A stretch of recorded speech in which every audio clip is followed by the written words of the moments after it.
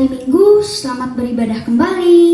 Dengan penuh ucapan syukur, di pagi hari yang indah ini, Tuhan masih memelihara kehidupan kita.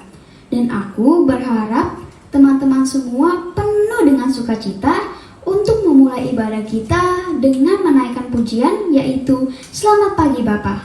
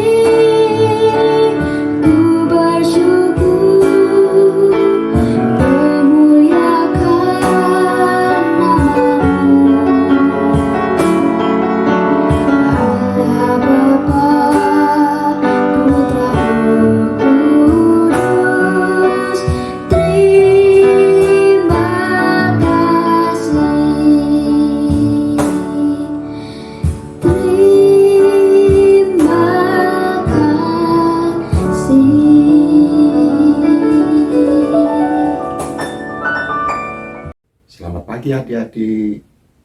Sebelum kita memulai ibadah sekolah minggu pada pagi hari ini, kita awali dengan bersama-sama berdoa. Mari kita berdoa. Lipat tangan, tutup mata.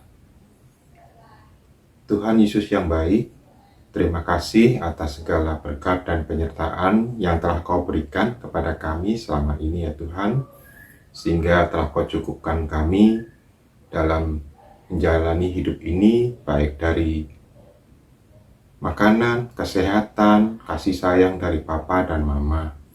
Demikian pula dengan kasih sayang dari teman-teman maupun sahabat-sahabat kami yang lain. Dan kini Tuhan, kami hendak melaksanakan ibadah sekolah minggu pada pagi hari ini. Bimbinglah kami ya Tuhan, agar kami sedia untuk mendengarkan firman-firman-Mu, belajar serta mempraktekannya, menghayatinya dalam kehidupan kami sehari-hari.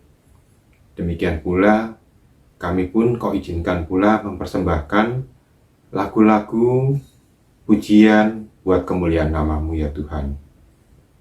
Bimbinglah kami agar kami dapat melaksanakan ibadah sekolah minggu pada hari ini dalam kasih dan pernyataan-Mu.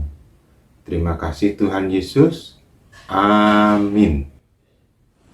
Nah, siapa nih di sini yang pagi ini bangunnya terasa malas banget dan jadi malas untuk beribadah? Nggak ada kan? Pasti semuanya penuh sukacita dan bersemangat kan? Tidak ada yang malas-malesan, yang tidur-tiduran, yang lain-lain juga. Jika pujian tadi menyatakan betapa kita bersyukur untuk hari yang baru, saat ini aku mengajak teman-teman semua untuk menaikkan pujian kembali untuk membakar semangat kita, yaitu jangan lelah.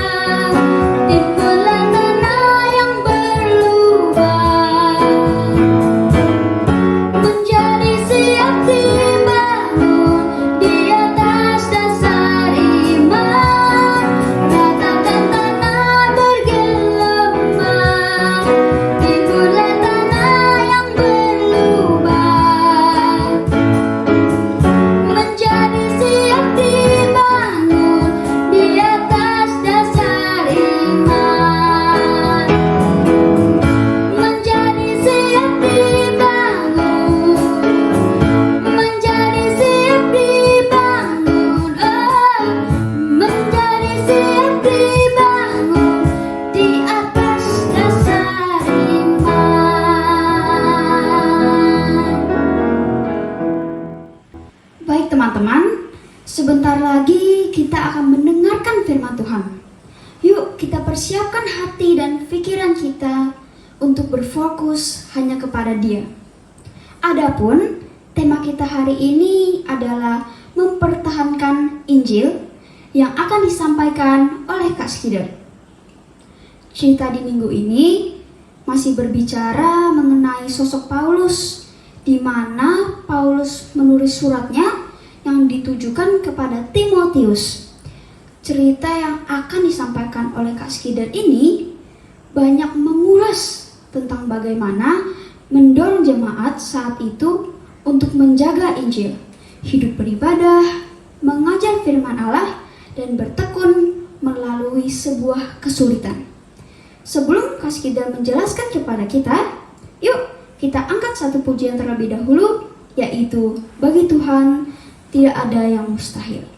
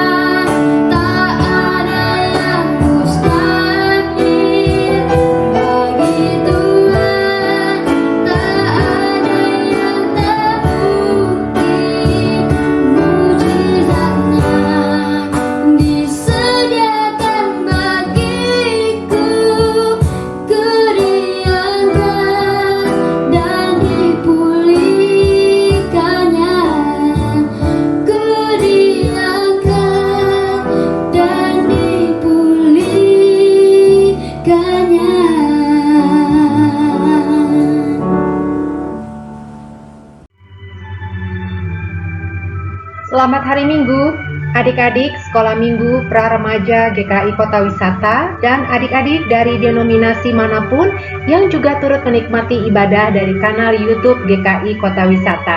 Hari ini Minggu 8 Mei 2022, Kaskider minggu ini akan membagikan firman Tuhan dari surat Paulus yang kedua kepada Timotius atau yang kita kenal dengan 2 Timotius. Tema minggu ini adalah mempertahankan Injil. Karena tema minggu ini adalah kelanjutan dari tema minggu lalu, maka Kaskider akan mengajak adik-adik untuk kembali mengingat tema minggu lalu, yaitu hidup dalam rumah Allah dari kitab 1 Timotius atau kitab yang ditulis oleh Paulus, surat yang ditulis oleh Paulus kepada Timotius yang pertama. Nah, Kak Christian kemarin minggu lalu sudah menjelaskan tentang siapa itu Timotius, hubungannya dengan Paulus, dan latar belakang kitab 1 Timotius. Ada yang masih ingat surat 1 Timotius ditulis oleh Paulus dari mana? Ya, kalau dari peta ini langsung terlihat ya. Surat 1 Timotius ditulis oleh Paulus ketika dia meneruskan perjalanan ke wilayah Makedonia. Nah, perjalanan ini adalah perjalanan misi Paulus yang keempat setelah pembebasan Paulus dari tahanan rumah selama 2 tahun di Roma. Informasi ini kita dapat dari 1 Timotius 1 ayat 3, kemudian dari Kisah Para Rasul 28 ayat 16 dan 30 sampai 31. Saat itu Timotius masih muda, yang masih muda dipercayakan untuk memimpin mengembalakan jemaat yang ada di Efesus. Jadi surat itu dikirimkan dengan jarak, kalau dari darat itu jaraknya 650 km, kalau lewat lautan 480 km. Wah, jauh sekali ya. Nah, dalam perjalanan misi yang pertama, Paulus melalui kota asal Timotius di Listra. Inilah awal perkenalannya Paulus kepada keluarga Timotius. Listra ini adalah salah satu kota jajahan koloni Roma di provinsi Galatia. Pada saat itulah ibu Timotius yang bernama Eunike dan nenek Timotius yang Louis percaya kepada Kristus, percaya kepada pemberitaan Injil yang dilakukan oleh Paulus dalam perjalanan misi yang pertama. Nah, siapa itu Timotius? Timotius adalah anak laki-laki yang lahir dari perkawinan campur. Jadi ayahnya Timotius itu adalah seorang non-Yahudi atau Yunani. Informasi ini kita dapat dalam Kisah Para Rasul 16 ayat 1. Ibu dan nenek Timotius yang seorang Yahudi.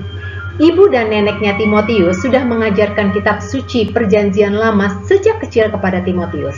Sehingga hal ini sangat menolong Timotius untuk memahami dan akhirnya mempercayai tentang Yesus sebagai juru selamat ketika dia mendengarkan tentang Injil yang dibawakan oleh Paulus di Listra. Kemudian dalam perjalanan misinya yang kedua, Paulus kembali lagi ke Listra dan mendapatkan kabar cerita tentang kesaksian iman keluarga Timotius.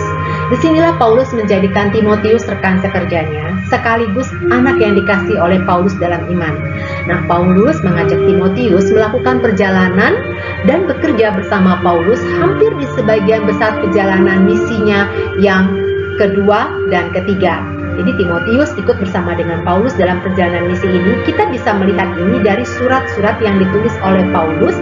Paulus selalu menuliskan nama Timotius kepada jemaat di Filipi, Kolose, 2 Korintus, 1 dan 2 Tesalonika, dan juga Filemon. Nah, adik-adik, ada yang ingat apa isi dari surat Timotius yang pertama tulis oleh Paulus? Suratnya ini bersifat umum yang dibacakan oleh Timotius kepada jemaat yang ada di Efesus. Di antaranya tentang pesan kepada jemaat di Efesus dalam menghadapi pengajaran palsu, ajaran sesat dari guru-guru palsu, bagaimana hidup saleh dalam ibadah dan tanggung jawab dalam kehidupan sosial. Kemudian ada juga tentang syarat pemimpin-pemimpin gereja. Nah, adik-adik, sekarang kita akan masuk di dalam 2 Timotius atau surat Paulus yang ditujukan kepada Timotius untuk yang kedua kalinya. Tapi sebelumnya kita bersatu di dalam doa. Mari kita berdoa. Bapa di surga, terima kasih buat waktu ini. Kami boleh bertemu kembali walaupun lewat kanal YouTube untuk mendengarkan kebenaran firman. Kami memohon Tuhan menolong kami agar kami mengikuti setiap hal yang akan diberitakan, yang akan kami dengar. Biarlah itu menolong kami untuk bertumbuh, untuk kuat dan setia di dalam Engkau. Hanya di dalam nama Yesus Kristus Tuhan dan Juru Selamat yang hidup kami berdoa. Amin.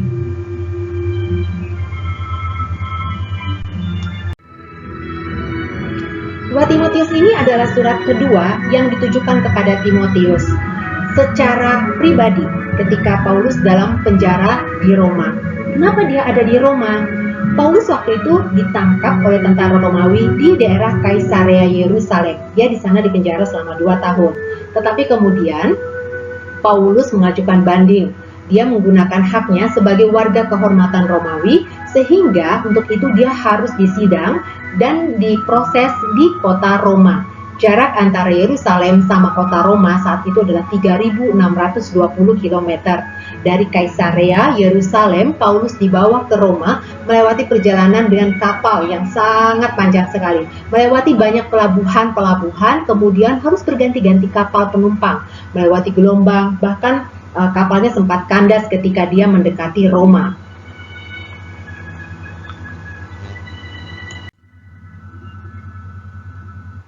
Tiba di Roma, awalnya Paulus dikenakan tahanan rumah dengan seorang pengawal yang terus bersama dengan dia. Selama 2 tahun, di sini Paulus masih bisa menerima kunjungan dari orang-orang yang mengasihinya.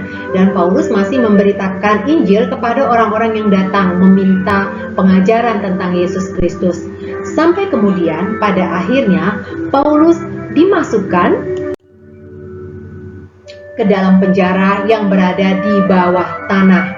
Dia berada di penjara bawah tanah ini selama 5,5 sampai 6 tahun tanpa bisa menerima kunjungan dari siapapun kecuali Lukas yang memang menemui dia diam-diam dan dipercayai oleh penjaga penjara. Gambar ini adalah gambaran penjara Mamertine yang ada di Roma saat ini. Jadi sekarang ini dijadikan tempat wisata. Jadi ini bawah tanah, ya. Ada selnya, lalu ada jerujinya, dan di atasnya ini ada lubang tempat untuk mendapatkan cahaya dari luar.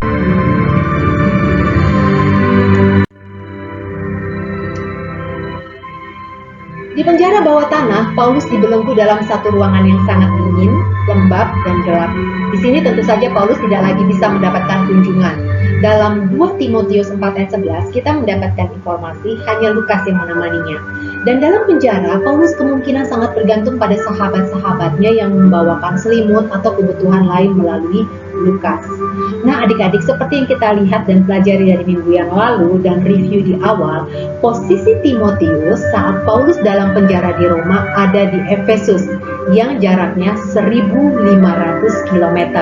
Tetapi dengan kondisi Paulus, dia masih sangat berharap bertemu dengan murid kesayangannya, Timotius.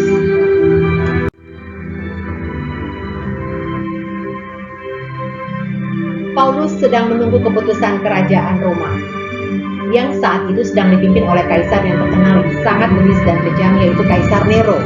Bagaimana rasanya ya menunggu vonis eksekusi mati di dalam kesendirian? Paulus menyadari kemungkinan besar dia akan dihukum mati dalam waktu yang sangat dekat. Apalagi Paulus tahu bahwa Kaisar Nero saat itu sedang gencar-gencarnya menangkap, menyiksa, dan membunuh kaum Kristen, pengikut Kristus yang sedang mulai bertumbuh yang ada di Roma. Paulus sedih karena membayangkan jerih payahnya sebagai rasul selama 30 tahun akan berakhir. Karena itu, Paulus menggunakan waktu yang ada untuk memberi semangat kepada Timotius. Kemungkinan besar surat 2 Timotius ini adalah surat Paulus yang terakhir sebelum kematiannya. Nah, adik-adik, disinilah Paulus mencurahkan isi hatinya kepada anak kesayangannya, Timotius.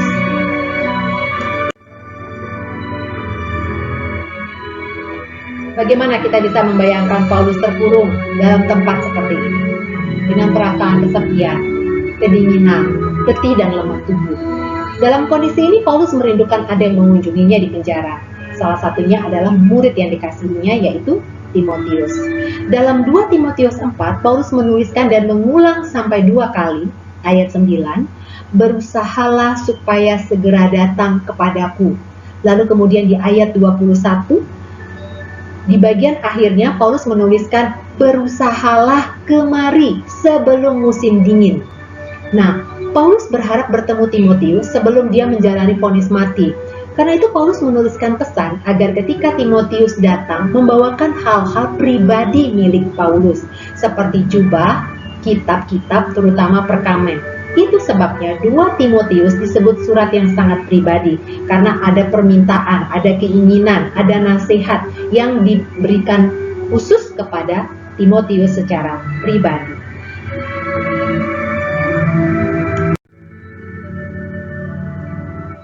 Adik-adik, apa itu perkamen? Nah, jadi pada masa itu media yang digunakan untuk menulis itu terbuat dari kulit binatang seperti kulit sapi, kemudian kambing atau domba.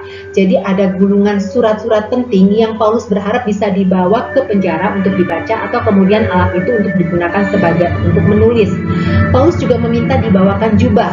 Dan dalam 2 Timotius 4:21 kita mendapatkan informasi saat itu sudah mendekati musim dingin. Jadi berharap jubah itu bisa dipakai oleh Paulus untuk menghangatkan dirinya karena dia berada di dalam penjara bawah tanah yang lembab dan sudah memasuki musim dingin. Jadi perlu jubah untuk menghangatkan tubuhnya. Adik-adik, di sini kita melihat teladan Paulus yang tetap setia melayani Tuhan walaupun dalam situasi yang sangat sukar. Dia masih memberikan perhatian, mengobarkan semangat pemberitaan Injil kepada Timotius, anak rohaninya.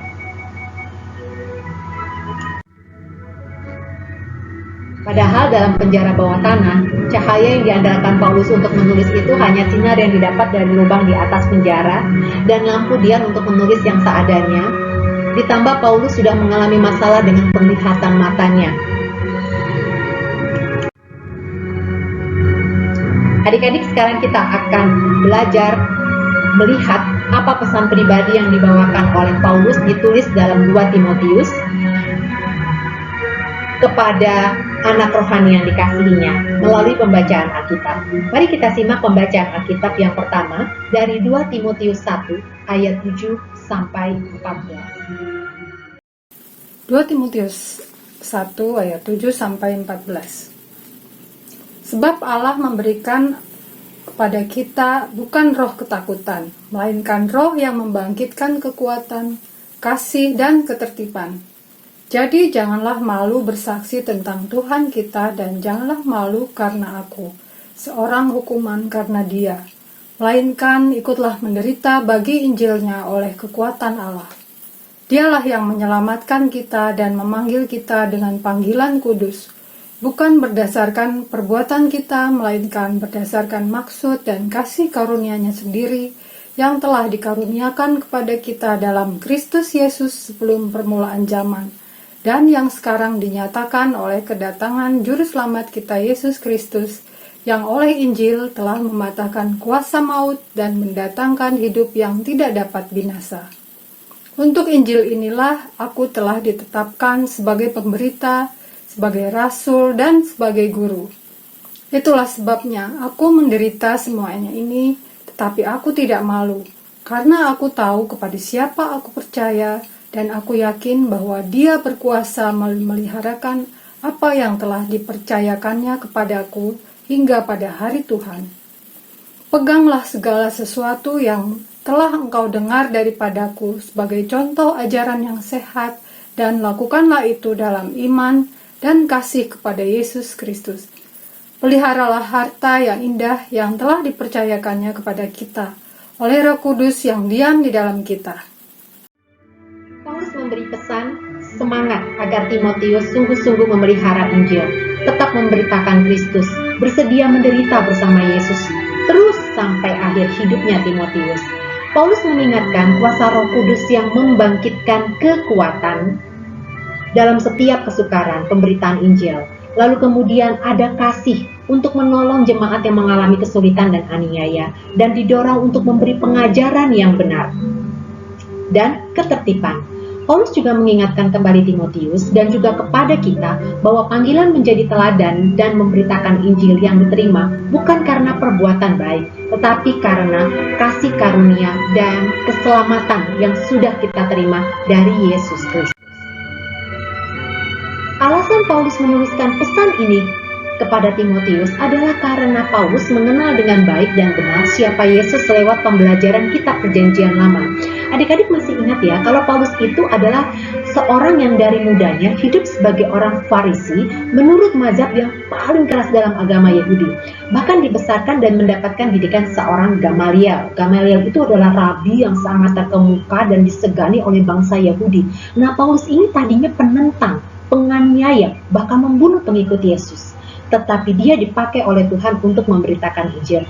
Nah, inilah yang disadari Paulus sebagai anugerah panggilan yang sebenarnya tidak layak untuk dirinya.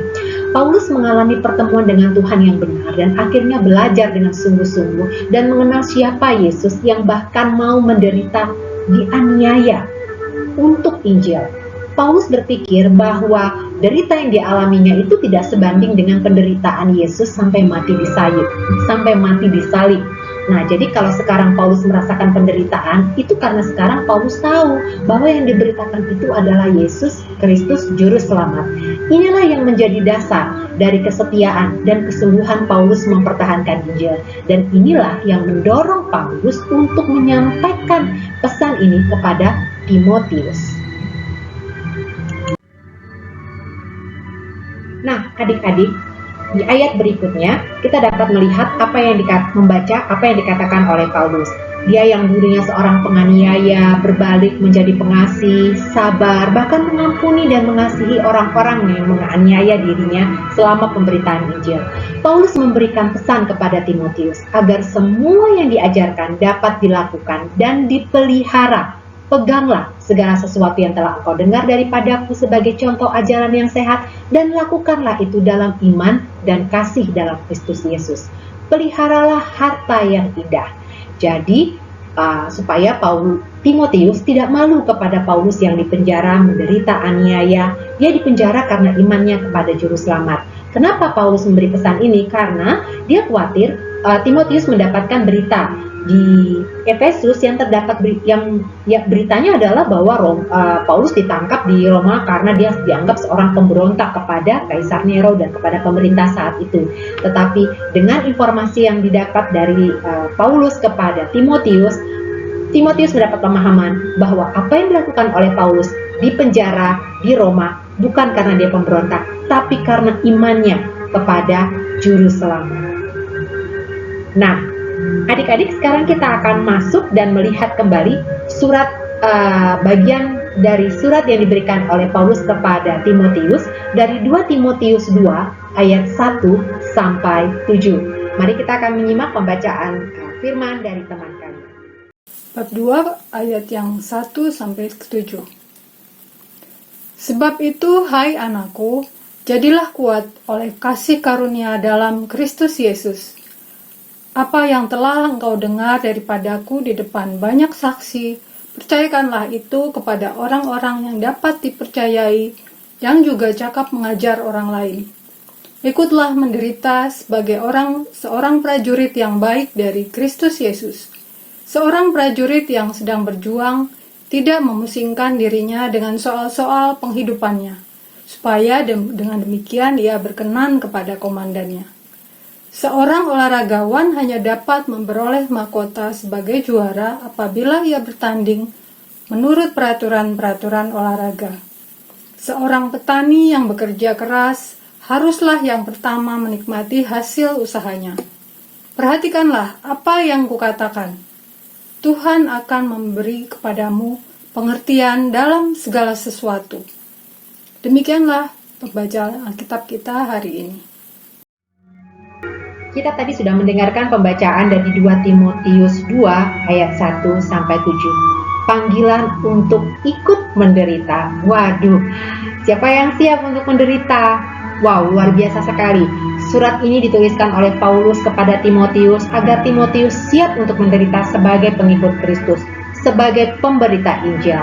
Lalu kemudian dia memberikan contoh atau memberikan perumpamaan kiasan lewat 3 tokoh yang sehari-hari dilihatnya, yaitu seorang prajurit, kemudian olahragawan, dan kemudian seorang petani.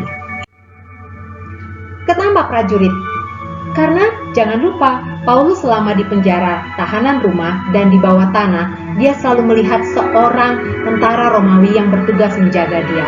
Apa yang dia lihat dari tentara Romawi ini? Fokus pada tugas untuk berjuang, disiplin, patuh pada atasan komandannya, kemudian bertahan dalam kesulitan. Wow, kalau seorang prajurit saja fokus kepada tugasnya karena hormatnya, taatnya kepada komandannya, apalagi seorang manusia seperti Paulus yang sudah ditebus dan diselamatkan oleh Tuhan. Itu yang membuat Paulus memberikan perumpamaan dengan seorang prajurit. Maka kita yang sudah ditebus oleh Tuhan lebih fokus lagi, kemudian juga setia kepada komandannya, yaitu Tuhan Yesus Kristus. Kemudian yang kedua, dia memberikan perumpamaan adalah seorang olahragawan.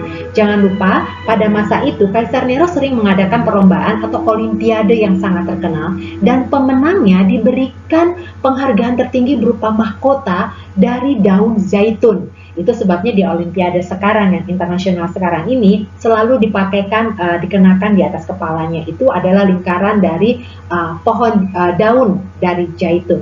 Itulah awalnya. Sehingga seorang olahragawan itu mendapatkan penghargaan tertinggi karena dia apa? Tekun berlatih, mengikuti peraturan pertandingan, lalu kemudian disiplin diri. Apalagi seorang Paulus dan kita yang sudah ditebus oleh darah Yesus, maka kita pun harus tekun membaca Alkitab, tekun mempertahankan Injil, kemudian juga punya disiplin. Kemudian seorang petani, Paulus mengatakan bahwa petani yang bekerja keras itu akan menuai hasilnya dan dia menikmati hasil panennya. Adik-adik, sekarang kita masuk di dalam apa sih yang harus kita lakukan dengan tema mempertahankan Injil. Apa yang mau Tuhan mau bagi kita dengan tema ini? Nah, adik-adik, bagaimana kita mulai dengan mempertahankan Injil? Ya, mempertahankan Injil mulai dengan hal yang sangat sederhana sekali. Apa itu? Zaman boleh canggih, tapi adik-adik jangan sampai lupa untuk mengenal dan membuka Alkitabnya, menghargai Alkitabnya. Siapa lagi yang membuka dan menghargai Alkitab kalau tidak kita sendiri? Ingat ya, di negara-negara tertentu untuk mendapatkan Alkitab itu sangat sulit sekali. Membaca dengan sangat takut-takut itu masih ada loh di negara-negara tertentu. Dan kemudian memberikan nyawanya sebagai jaminan untuk mendapatkan Alkitab. Kita sekarang saat ini di negara Republik Indonesia ini, kita tidak perlu khawatir untuk membaca dan kemudian membeli Alkitab atau memegang Alkitab. Maka dari itu kita jangan lebih canggih membuka gadget handphonenya ketimbang membuka Alkitabnya ya. Mari adik-adik, kita jangan lupa untuk membawa Alkitab kita ke gereja, ke sekolah, di rumah, atau di dalam ibadah keluarga mau membuka Alkitabnya. Jangan sampai adik-adik jadi nggak tahu bagaimana bentuk Alkitab. Bawa PC atau laptop yang berat ke sekolah aja mau, apalagi hanya membawa Alkitab ke gereja atau ke sekolah. Kemudian apa? Hidup beribadah. Ibadah online, ibadah onsite dengan serius. Sikap badan yang baik menunjukkan rasa hormat kita kepada Tuhan dalam ibadah. Entah itu ibadah di sekolah, atau di gereja, atau di rumah. Nah, sekarang ini kita bersyukur ya, kita yang dewasa sudah mendapatkan vaksin booster, lalu kemudian yang anak-anak sudah mendapatkan vaksin yang kedua. Maka dari itu, kita jangan jadi mager. Apa itu? Ya, malas ke gereja. Jadi santai di rumah kita beribadahnya. Mari adik-adik, jangan dikendalikan oleh si malas. Yuk kita ke gereja lagi yuk, karena fasilitasnya sudah ada. Dan kemudian vaksin juga kita sudah lengkap. Karena itu, kita jangan terlena dengan media sosial untuk beribadah.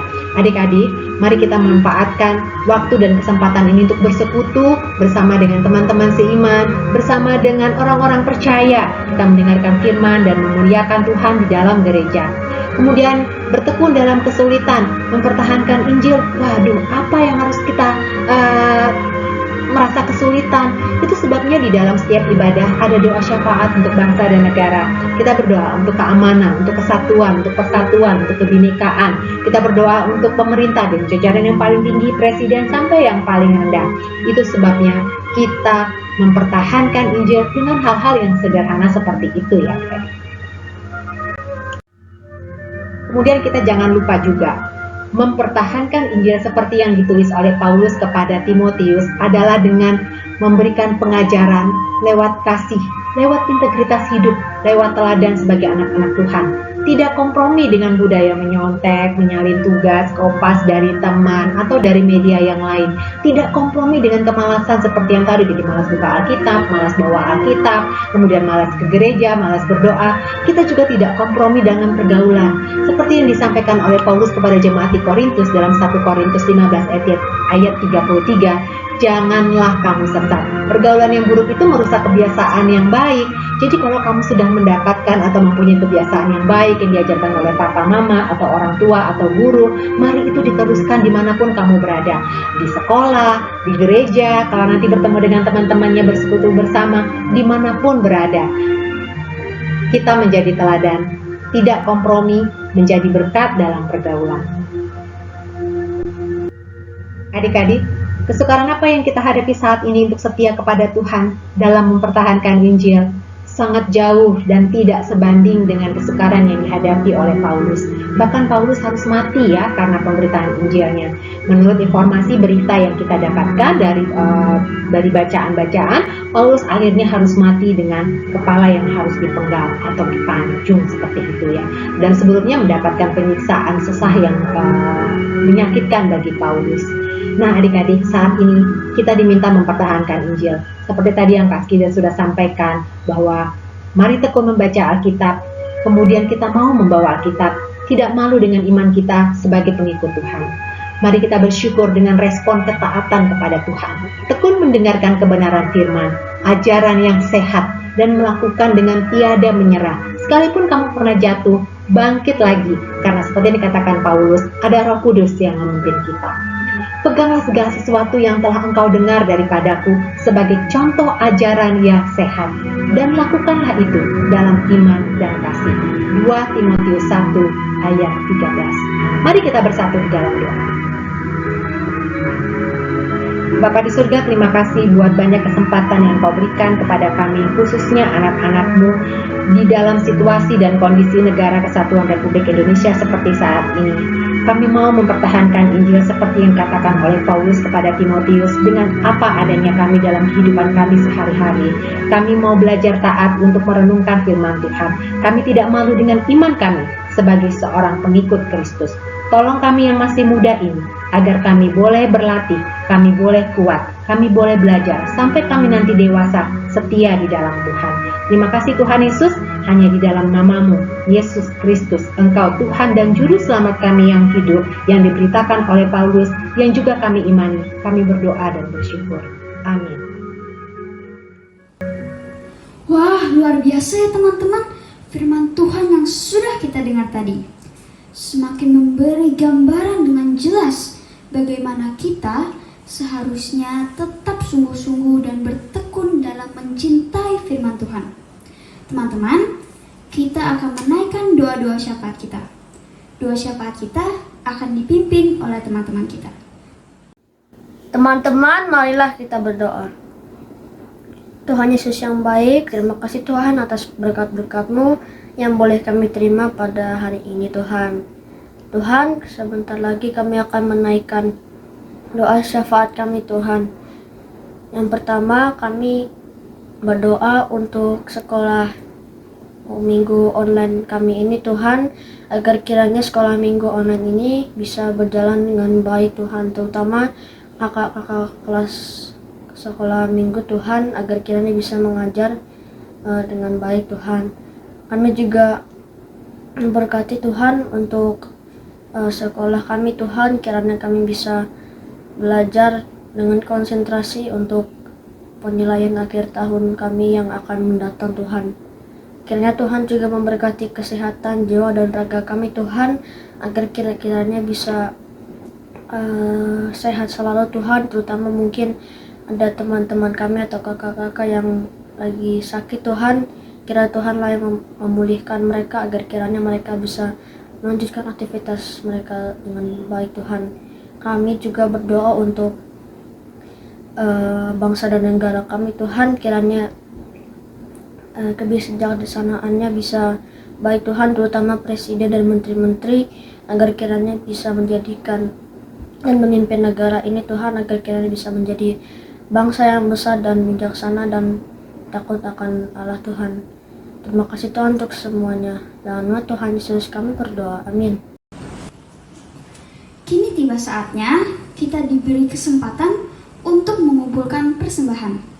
Sebagai tanda ucap syukur kita kepada Tuhan Yesus, teman-teman dapat menyerahkan persembahan dengan mentransfer ke rekening gereja yang berada di sini atau dengan men-scan melalui QRIS seperti berikut ini. Yuk kita iringi persembahan kita dengan menaikkan pujian yaitu Sungguh Ku Bangga Bapa.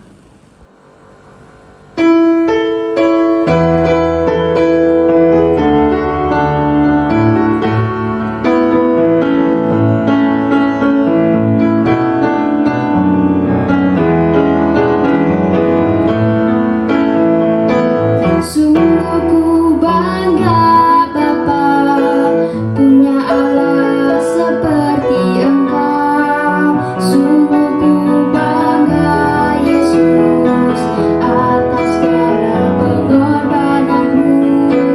Tak ingin aku hidup lepas dari kasih-Mu.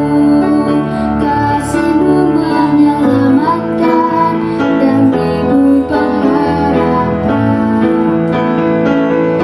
Kini ku persembahkan apa yang aku miliki. Memang tiada berarti bila dibanding dengan kasih-Mu. Namun ku ingin memberi dengan sukacita di hati, karena ku tahu ini menyenangkan hati-Mu. Kini ku persembahkan apa yang aku miliki. Memang tiada berarti bila dibanding dengan kasih-Mu. Namun ku ingin memberi dengan sukacita di hati, karena ku tahu ini menyenangkan hati-Mu. Karena ku tahu ini menyenangkan hati-Mu.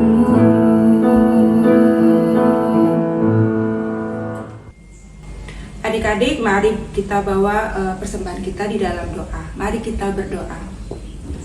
Terima kasih Tuhan untuk berkat-berkat yang boleh Tuhan curahkan bagi kami. Terlebih-lebih pada pagi hari ini, Tuhan memberikan kami kesempatan untuk kami boleh mengumpulkan persembahan kami. Kiranya persembahan yang boleh kami kumpulkan hari ini dapat kami serahkan kepada Tuhan dan semata-mata untuk sarana pelayanan kami di gereja kami. Biarlah Tuhan juga memberkati kehidupan kami sehingga kami betul-betul yang terutama boleh mempersembahkan hidup kami hanya untuk kemuliaan nama-Mu saja. Terima kasih Tuhan, di dalam satu nama Tuhan kami Yesus Kristus. Amin. Ibadah sudah selesai, firman Tuhan sudah kita dengar. Yuk kita akhiri ibadah kita dengan berpegang teguh selalu akan firman Tuhan yang menjadi dasar di setiap langkah kita. Kita akan menaikkan pujian yaitu ingat akan nama Yesus.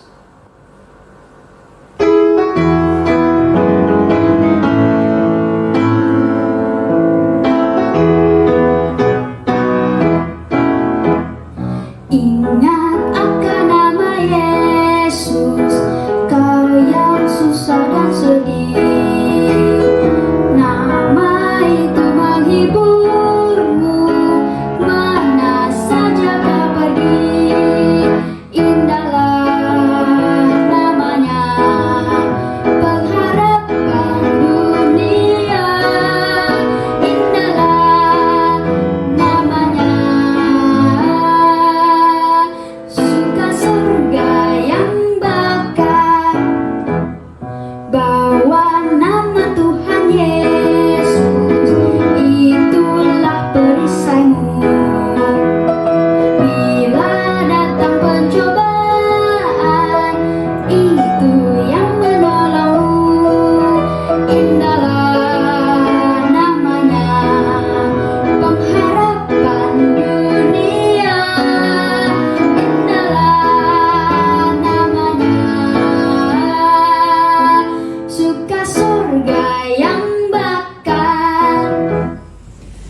Adik-adik, mari kita tutup ibadah kita dengan doa penutup.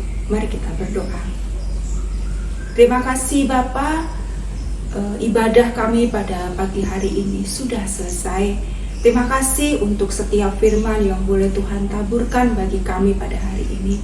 Biarlah firman yang telah disampaikan oleh Kak Skider pada hari ini menjadi kekuatan bagi kami semua, menjadi perisai buat kehidupan kami. Biarlah kami terus senantiasa mencintai firman Tuhan, mempertahankan setiap Injil yang sudah Tuhan berikan bagi kami. Dan kami juga berdoa untuk setiap kegiatan yang boleh kami lakukan selepas kami undur dari ibadah kami ini, biarlah Tuhan sendiri senantiasa memberkatinya.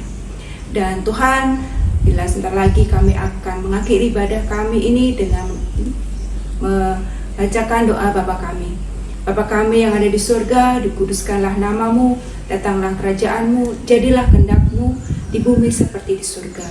Berikanlah kami pada hari ini makanan kami yang secukupnya, dan ampunilah kami akan kesalahan kami seperti kami juga mengampuni orang yang bersalah kepada kami. Dan janganlah membawa kami ke dalam pencobaan, tapi lepaskanlah kami daripada yang jahat. Karena Engkau yang punya kerajaan dan kuasa dan kemuliaan sampai selama-lamanya. Amin.